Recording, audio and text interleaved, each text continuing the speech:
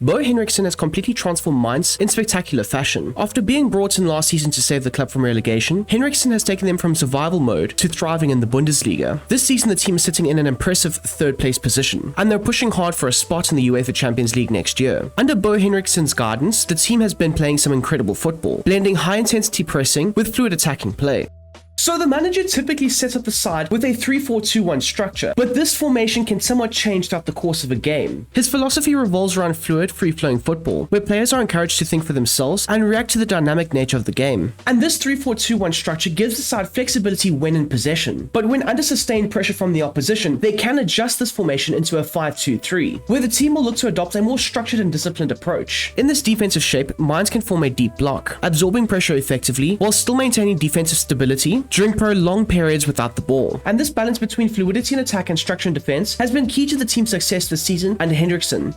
Now, in terms of the team's tactics for the 3-4-2-1 system, the way that Bo Henriksen wants a side building up is centered around counter-attacking football. The team constantly looks to play vertical passes forward, targeting the spaces for their attacking players to exploit. The team thrives in transitional moments, often creating numerical overloads and capitalizing on these advantages. While the team's main attacking preference is to try and work the ball through the central areas, they can easily shift to the wide zones, where the wingers can supply crossing opportunities into the box for the strikers. Henriksen's Mainz frequently look to launch long kicks forward, getting the ball into the attacking zones as quickly as possible in order to exploit the space left by the opposition. They also focus on creating overloads, specifically on the right side of the pitch, drawing the opposition in before releasing a player into space to create an attacking movement. A key aspect to the way that Mainz play is down to their fluidity and adaptability. The team doesn't adhere to a consistent structure or style of play, but rather adjusts in real time to the opposition. Whether it's through continuous rotations and possession, or sitting back and soaking up pressure before hitting teams on the break, this side's ability to adapt to in-game situations under Henriksen has been a vital component to their rise up the Bundesliga table. The manager's defensive approach with Mainz is marked by aggressive high pressing and a desire to win back possession quickly. The team constantly applies pressure high up the pitch, often setting their defensive line very high. This aggressive strategy is designed to create turnover opportunities that can lead to quick goal-scoring chances. Mainz's press forces the opposition into playing long balls, where their physical centre-backs can dominate and regain possession by outmuscling the opposition's frontline players. And in this setup, the frontline and midfield players work together to engage with the opposition, where they'll look to limit the opposition's passing options and effectively disrupt their build-up play. The high line further compresses the space available to the opposing attackers, as the back three steps up and stays tight to minimize the time and space that the opposing forwards have. This high-pressure system disrupts the opponent's offensive rhythm and often stops the attacking moves from developing by simply cutting out space and winning the ball back quickly.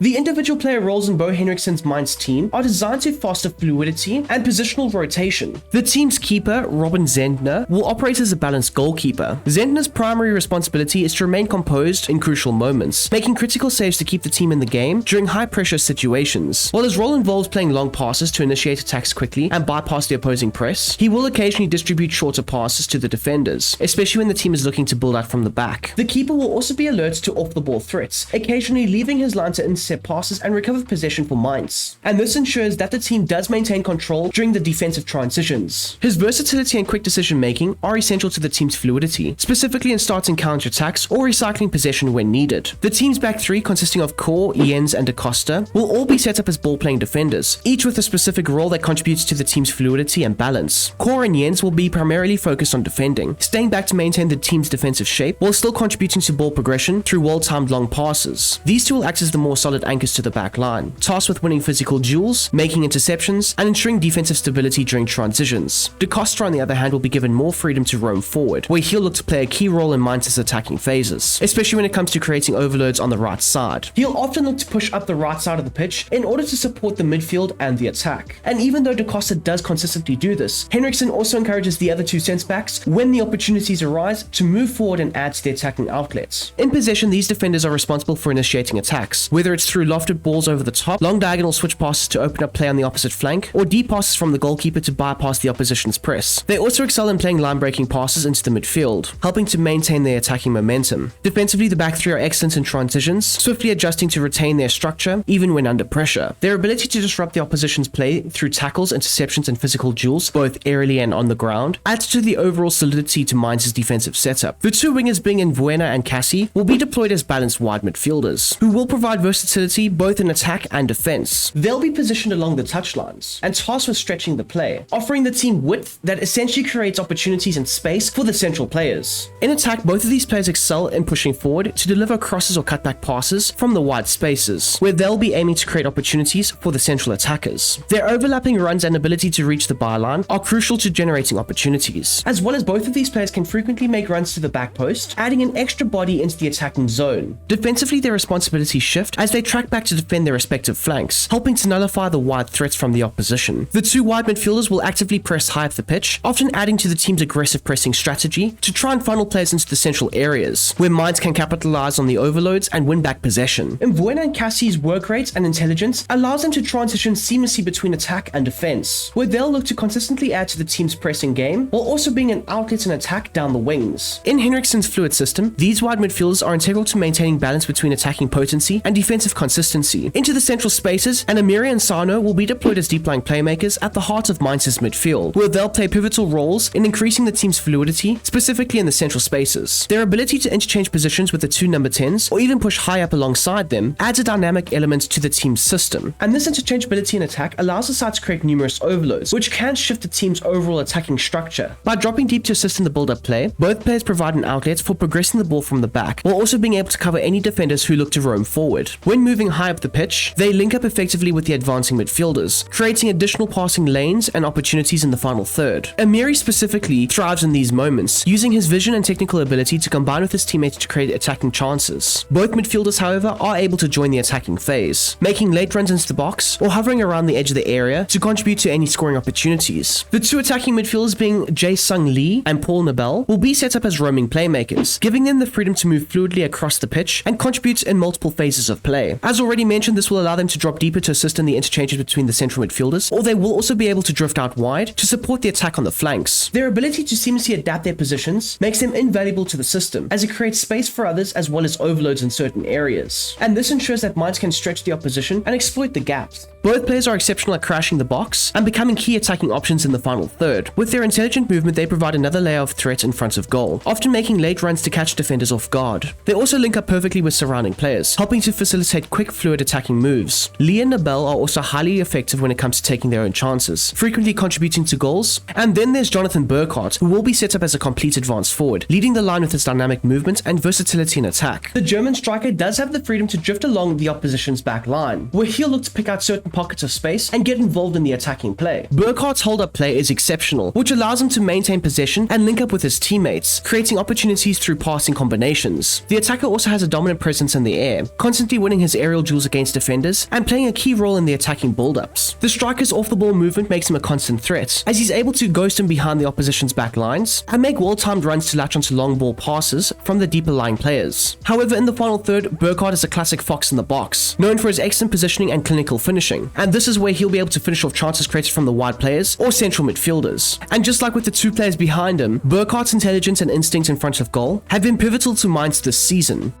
So when the side switches to its more compact 5-2-3 structure, the focus becomes more defensive. However, the build-up and the attacking play won't really change that much, as it will still be set to counter. The goalkeeper will continue to launch long passes forward, bypassing the opposition's press to get the ball to the front line as quick as possible. Occasionally, the keeper will look to distribute possession to one of the backline players or deep-lying midfielders. The attacking players will remain key in this system, where they'll make runs into the open channels to exploit the space. The front line serve as target options for long balls, whether it's lofted over the top or through the lines, which does allow for Mainz to quickly transition from back to front. And despite the defensive shift, the team will still look to capitalize on counter-attacking opportunities, using the speed and movement of their forwards to create dangerous chances. The defensive approach has shifted considerably, moving from an aggressive high line to a deep block, and this is usually triggered when under sustained pressure from the opposition. So you'll see Bo Henriksen instruct his team to drop deeper and compact the central areas. This setup looks to minimize the attacking space in behind the back line and reduce the passing options between the opposition's midfield and attackers. The compact structure ensures that Mainz stay organized, making it difficult for the opposition to break them down. By remaining disciplined in their shape, the team forces opponents to attempt low percentage shots or risky passes, which can lead to turnovers. This solid defensive block frustrates the opposition and gives Mainz opportunities to regain possession and launch quick counter-attacks.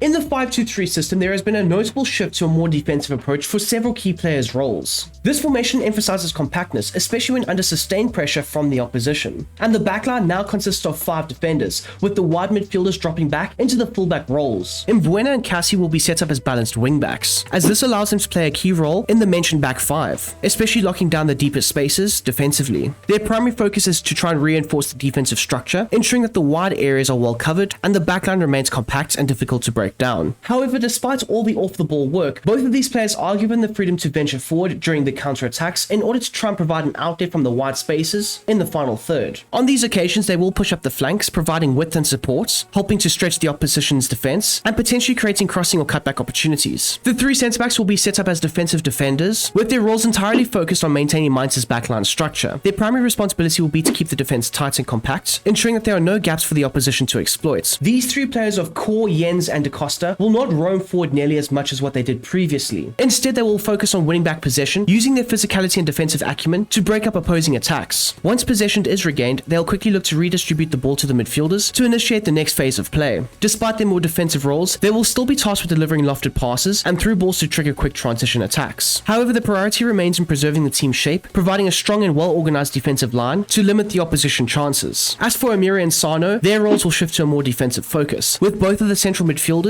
tasked with sitting deeper and in front of the back line, where they'll act as a successful protective shield. And just like with the 3 centre-backs, the 2 central midfielders will not have the freedom to roam forward and attack as much as what they previously were allowed to. Instead, the priority will be to break up the opposition's attacks, blocking shots and preventing chances from the central spaces. Amiri and Sano will also work in tandem to disrupt the build-up play, forming a solid defensive partnership. While their primary task is defensive, they will still play a crucial role in triggering counter-attacks. From their deeper positions, they will look to play lofted through-ball passes or long passes to bypass the press and set up quick transition opportunities. And once Mainz have alleviated the pressure and move up the field, Amiri and Sano will also be allowed to venture forward and occasionally add to the attacking outlets. The final key changes involve Lee and Nabel, who will transition to build up wide playmakers. Their primary responsibilities will be to drop deep to receive passes from either the backline or central midfielders. Once in possession, they'll look to carry the ball forward and initiate the team's attacking transitions. By doing so, they'll help link the deeper defensive areas with the front line, which plays a crucial role in ball progression. Additionally, Lee and Nabel will serve as primary outlets during transition opportunities, making runs into space to stretch the opposing back line and offer options for long passes from the back line or central midfielders. While the attacking opportunities may be more limited in this defensive system, the front 3, including these 2 wide playmakers, have demonstrated that they have the ability to make it work throughout the course of this season, creating key moments in attack despite the system's focus on defensive stability.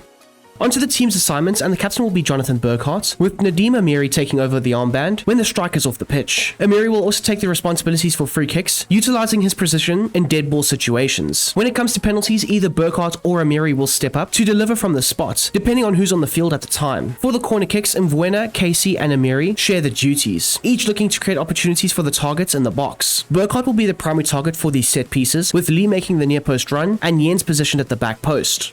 There you go, people. That's how I would go ahead and replicate Bo Henriksen's Mainz tactics for FC25. I really do hope you have enjoyed this video, and if you don't mind hitting the thumbs up button as well as subscribing if you are new. And if it's too soon for you to make such a big commitment, consider clicking on 1 or 2 other videos before you do so. But all are welcome on the channel, so please do consider subscribing to the channel. I don't know why I sounded like that, but I did. It is what it is. I'm not going to redo it.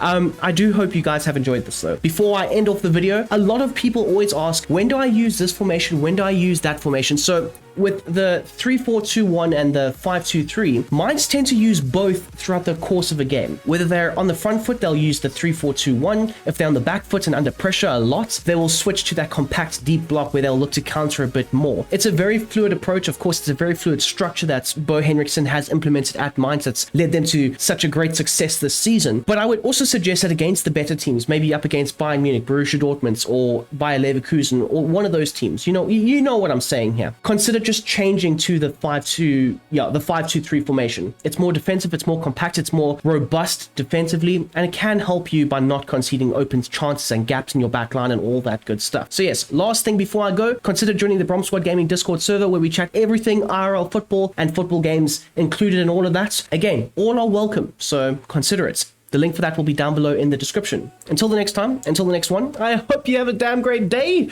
and I'm out of here. Peace.